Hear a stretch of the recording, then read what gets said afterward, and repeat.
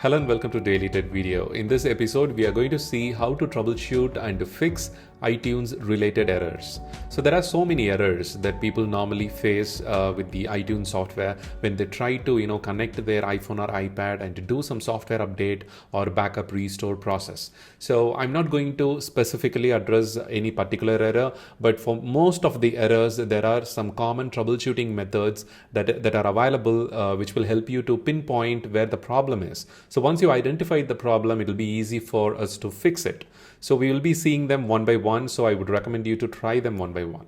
So yesterday, Apple released iOS 14, and across the web, you can see that many people have complained that they have faced iTunes error 4000. The error code was 4000. So for such errors, for most of the errors, they throw the error code, and for some errors, we will not be able to see the error code. It'll be plain, and it'll be really frustrating when we try to do the restore or we try to back up the iPhone or iPad and complete the process. So in this video, I will be sharing you some of the essential methods that you should understand and the troubleshooting steps that you can try in order to figure out like where the problem is, and very soon you'll be able to fix it and successfully able to do the restore and backup and everything.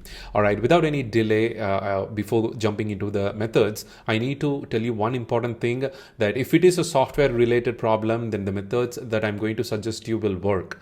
And if it is not a software related problem, and if it is a hardware issue, anything related to the iPhone or iPad board issue or battery related complaint or the adapter lightning cable related issues, then it is recommended for you to take your device to the Apple Service Center.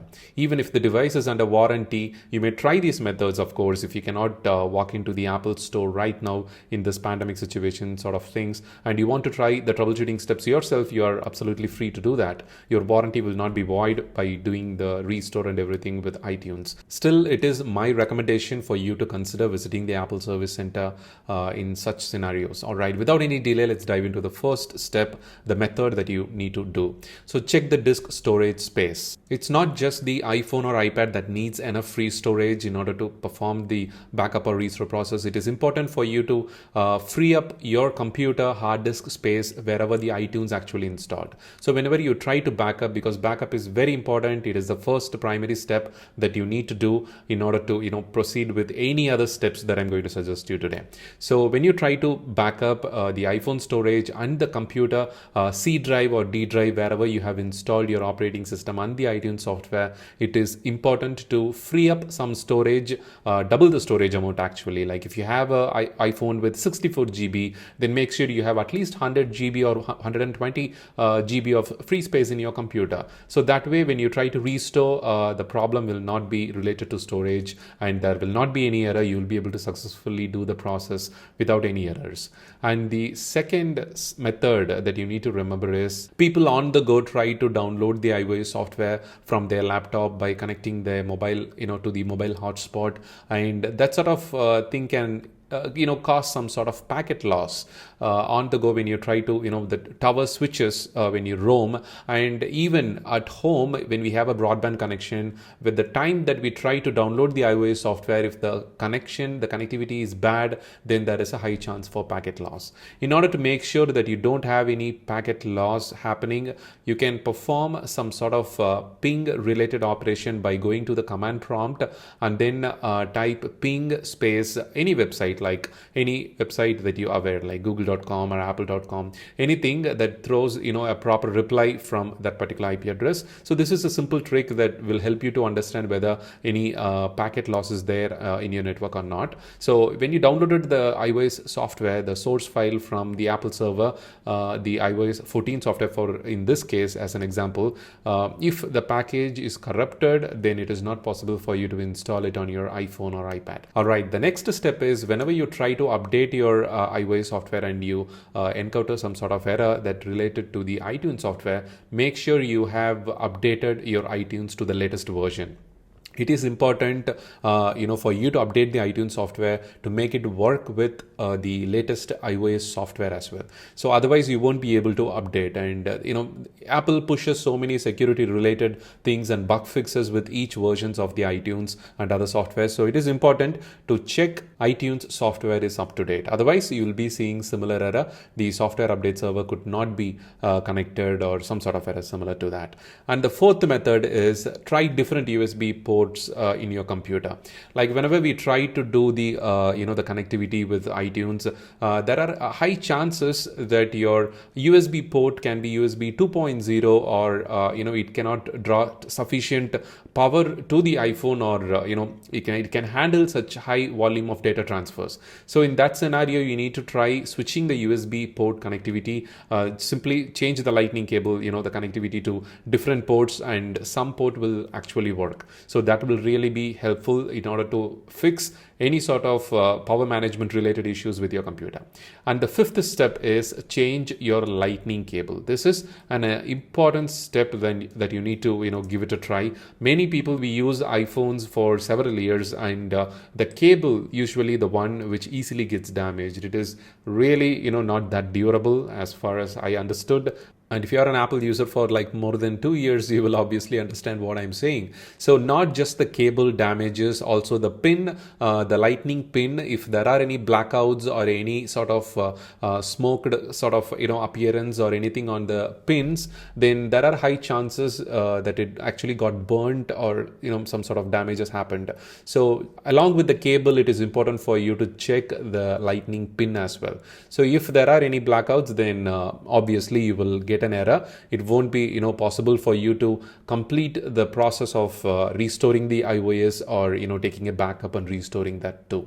So it is important to check all these basic methods in order to understand where the problem actually is. When you try to replace a cable with any M5 certified cable, for example, you can pick up an Amazon Basics cable and instead of an expensive Apple Lightning cable. So that will help you to complete the task and let you to do the iOS restore and everything. So another next important method is restart your PC and iPhone or iPad at least once. Whenever you face an error that throws some sort of error codes, or there are no error codes, don't worry. For many people, this actually worked. Simply restart your iPhone, restart your PC, the laptop, and then try connecting it. Many users did feel that it actually worked. A simple restart can be a time saving, sometimes. And the next method is you have downloaded the iOS software from the Apple server, and while trying to install it, within the iTunes, while trying to install it, you are facing an error.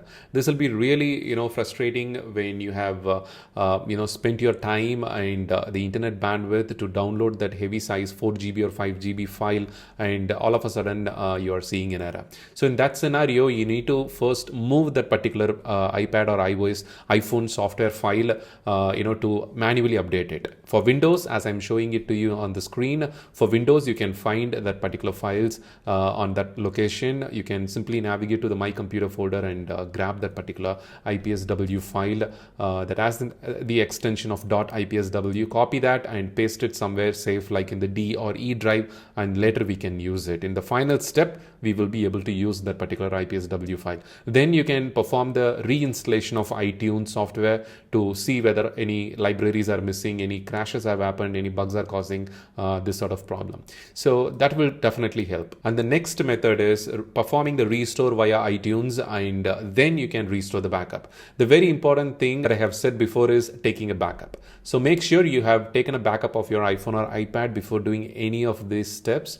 And it is important to have a backup so that we can perform the restore if the problem cannot be solved, if you are not able to understand the error code, you have tried everything and nothing works, and you want to complete the installation process. So to make sure we have protected your data, for example, in yesterday's scenario, like for iOS 14 installation, many people have faced iTunes 4000 errors. So if you're getting such error codes, you can update the iPhone, with the iPhone, you can update the software, the iOS software, and you don't need to worry about the iTunes software method. So you are simply fine. But after a week or two, you're facing a lot of battery related issues, heating issues, overheating issues, or any sort of problems, frequent crashes, battery battery drains, then you can perform the restore operation via iTunes to fix all those problems. So in order to take the backup, in order to archive the backup, it is important to archive the backup in order to make sure that the previous backup is not touched or changed by your future backups. So for that, all you need to do is go to the edit option in the iTunes in your Windows computer,